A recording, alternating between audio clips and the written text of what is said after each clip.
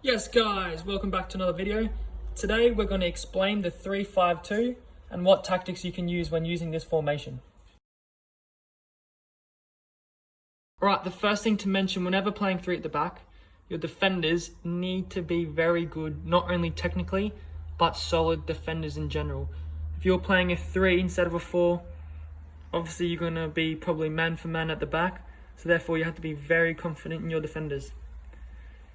Normally when playing a 3-5-2, this middle here, it's normally a triangle. So you're normally playing with 2 defensive midfielders and 1 attacking midfielder.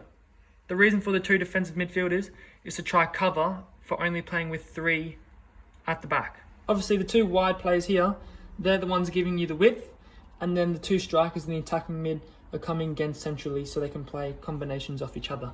So in my opinion, there are 2 ways you can play 3-5-2. First one, when defending, these players here are actually operating as wing backs. So then you're having a 5 and then you're in here.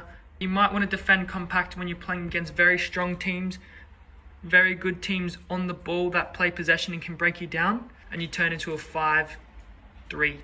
And when you do win the ball back in a 5-3-2, you try play very central, because as you can see, most of your team here is in the middle section of the pitch. So then otherwise the midfielders have to try keep it and wait for these guys to come up, and then they give you the width. Alright, obviously playing with wing backs is a very physically demanding position. So the other way you can play 3-5-2, when the other team has the ball, one of these CDMs actually drops in to the centre back position, and then you become a 4. And then when defending, these players will come in as well, but not all the way back to the defensive line, still in the midfield. He drops in, and then you become a 4-4-2. I personally like this option better because you're defending in 2 blocks. Okay, that can either be a mid block, a high block, or even a low block if you want to be more defensive. But defending in 2 blocks of 4 is always a good idea, and then these 2 here are the ones shifting across to try delay them and go back. As soon as you win the ball again, they can come up. These guys can come a bit wider. They come wide, and then when they win the ball, he can step into the midfield, and then you come again 3-5-2. Obviously, this play here is really crucial, a bit like a John Stones where he can play midfield, but then also slot into that centre-back spot when we don't have the ball. The advantage of playing this style of football instead is that it saves these 2 wide players. They're not doing as much running.